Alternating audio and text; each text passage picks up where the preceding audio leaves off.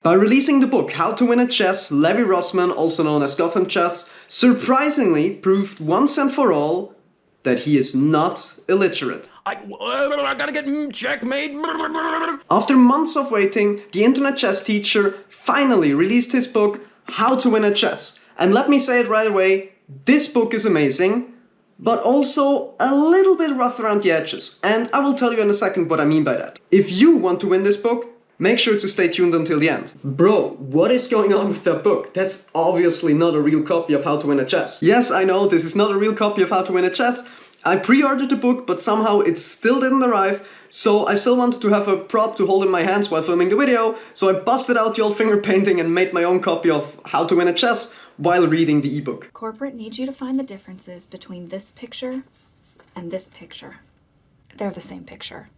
This video will be pretty long, so I put timestamps on the video. I will first give you an overview of the book, afterwards talk about the QR codes, what the contents are of the first and the second parts of the book, finally, who do I recommend this to, my final thoughts, and the giveaway. The book is around 260 pages long, divided into 15 chapters, and after every chapter you find a summary and a QR code, leading you to Chessly for additional practice. More about the QR codes later. The book is divided into two main parts. The first part is for absolute beginners that range from I have never touched a chessboard until I know how the pieces move, but I behave like I don't. The second part is for intermediate players that know the basic principles of tactics and strategy, but still hang their queen on move 5.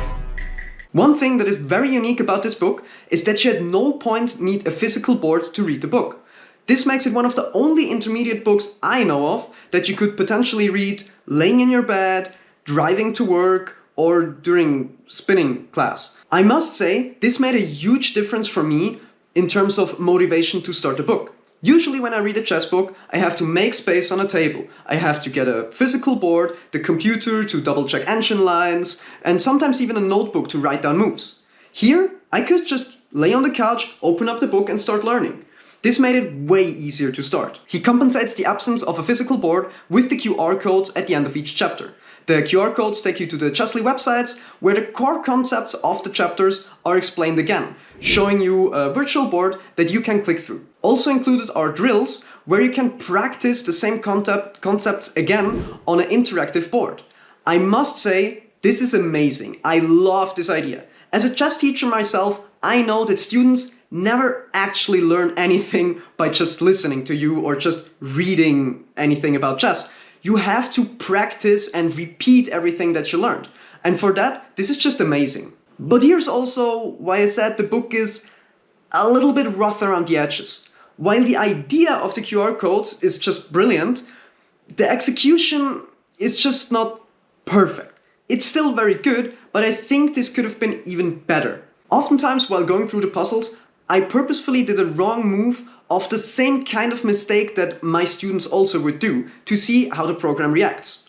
Now, instead of there being an explanation why this move is bad or the wrong move, the website just shows you that it's wrong.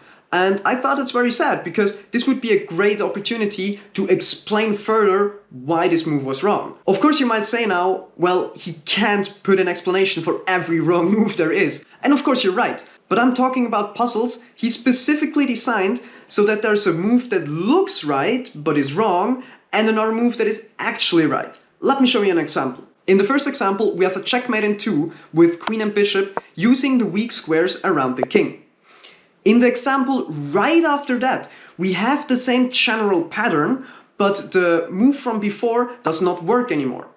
Now, this in general is a very good way of teaching, to show your students that while a pattern may look somehow the same, they still have to calculate it. But it's also very important that you show afterwards why the pattern from before didn't work. Now this wouldn't be too bad, because you can still solve the puzzle if you use the technique that Levy showed you in the chapter before. But at one point you practice checkmating with king and rook. Levy uses a technique there called the knight opposition. If you want to know what exactly that technique is, buy the book.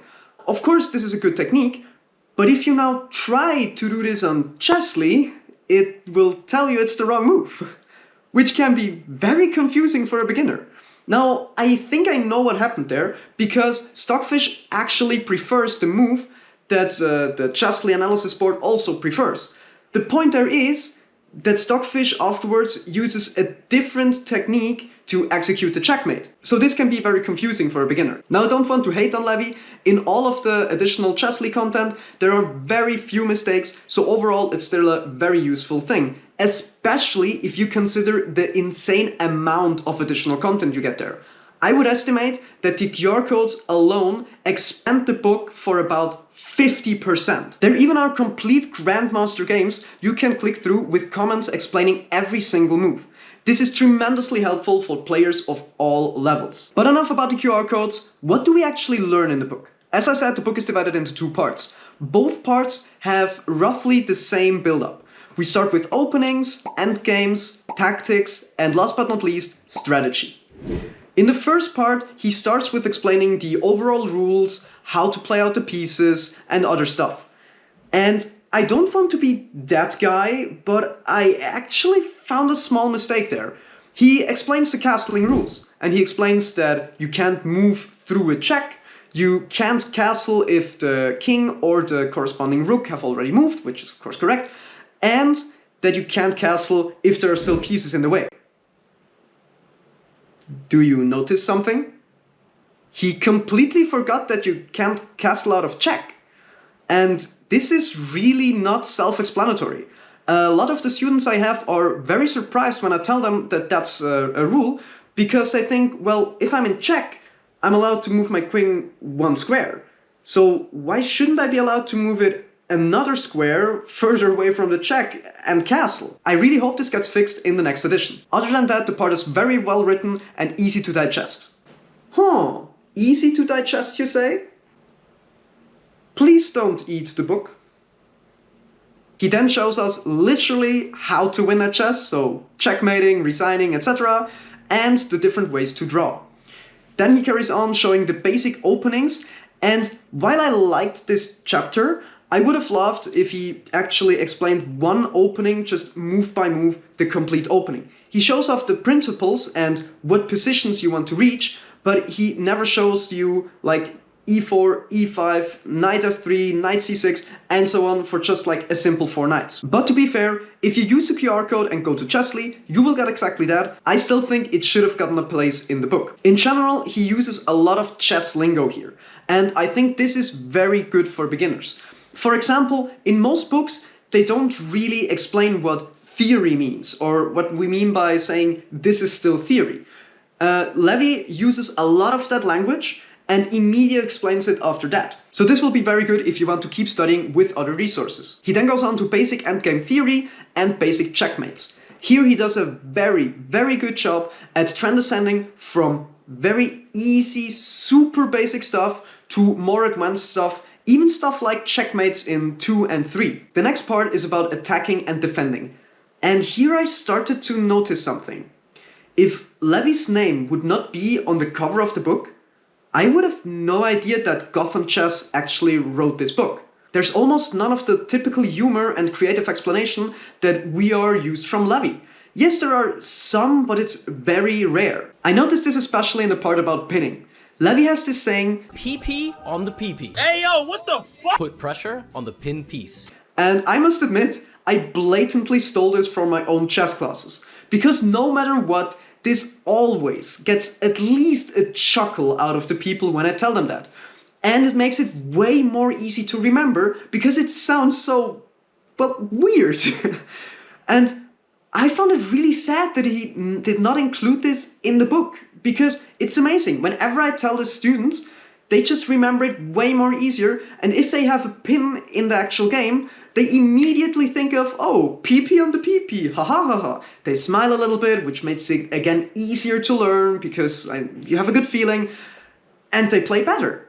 So why did it not make it in a book? Funny enough, right after I started noticing that, I had a feeling that Levy shined through a little bit more. It still wasn't the same as in his videos, which also would be pretty strange. I mean, imagine in the book you had just a passage like, Black just goes, ooh, rook, ooga booga, ooga booga, ooga booga, ooga booga, ooga booga. But at least he called some people bozos again, which just warmed up my heart. The last chapter is about beginner strategy, and here everything is very, very basic, but this goes into the category that someone first has to tell you this, so you can afterwards say, well, that was pretty obvious, but if he wouldn't have told you, you wouldn't have known. He explains stuff like, don't leave your pieces unprotected. Try to control squares in the enemy territory. What is a closed position? What is an open position? How do I apply for open positions? What should I put in my resume? Oh, wait, no. Part 2 has the same general build-up as Part 1. We first look at openings, then endgames, tactics, and last but not least, strategy. I must admit, I didn't really like the opening part. It's still good, but it's just not as good as the rest of the book. He shows 2 possibilities for every common way to start a chess game. First, he shows 2 different openings with white, one with e4 and one with d4, as well as the most common opening responses for black. For example, after e4, he shows a response for the Caro-Kann defense, as well as the Sicilian. After that, he shows 2 possibilities for black for each of white's most common moves. So 2 openings against e4 and 2 openings against d4, as well as a couple of gambits for white and for black. Now you might ask yourself, how the hell does he teach you all of that in just 40 pages? Easy, he doesn't. That's also why I didn't really like the chapter. While some of his most favorite openings get a little bit more screen time, like the Vienna or the Caro-Kann, other openings barely scratch the surface. Like, the Alpine literally gets taught like that. So first you go e4. Yes, they can respond to that with c5, the Sicilian defense. After that, you go c3 with the thought to go d4 later. Okay. Good luck, champ. Thank you. Wait, what? But to Levy's defense, this gets completely compensated by the QR codes. While the book barely scratches the surface sometimes, the QR codes go into great detail. You have a bunch of theory as well as drills to practice the main, sidelines, and even some traps. So let me stress this again. If you want to study with this book, make sure to look at all of the contents of the QR code, otherwise you are really missing out. He also stresses that this is not an openings book and that he just wants to give some recommendations so you have a point where you can keep on studying. And to be honest, he does a great job at that, and that actually makes a lot of sense. The book would be way beyond 500 pages if he tried to include detailed instructions to all of the openings, and this would discourage a lot of people to pick it up. Right now the book has 260 pages, and I think this is just below the point where people are discouraged because it's too big. He then goes on to talk about basic endgame theory, where he explains stuff like where to put your pawns in same colored or opposite colored bishop endings. I think this is very good because while studying for yourself, you oftentimes overlook, especially as a beginning and early intermediate player, the importance of endgame strategy, so a lot of people have a learn gap there. After that, he even goes into a little bit more advanced territory, like how to draw with the Philibert position in rook endgames. After that, a chapter about intermediate tactics follows. We get to know the checks, captures, and attacks checklist, as well as how to use it. Also, he shows us some new tactical motives, like the Zwischenzug or the discovered attack. The last chapter of the book is about intermediate strategy, and boy, what a chapter it is. The amount of ultra condensed knowledge here is just insane. Like, the part about pawns alone features pawn structures, pawn breaks, pawn islands, isolated backwards, doubled pawns, everything, and the list goes on. Here, I personally would have liked some drills as well in the Chesley section. Something like, what move can you play to damage white's pawn structure and get an advantage in the long run? But the QR codes here basically just show the same positions as in the book again, but you can click through them by yourself. Still, this chapter alone could easily be a reason to buy the book. Now maybe I just imagined it, but I really have a feeling that the longer the book progresses, the more Levy got accustomed to the medium of the book. Like, at the beginning it was still well written, but that Levy Gothamchess flavor just missed somehow. And in the second chapter, it just gets progressively better. We even get some of Levy's famous analogies to remember the important chess lessons he teaches us. My favorite one was by far, the queen is like the dragon from Game of Thrones.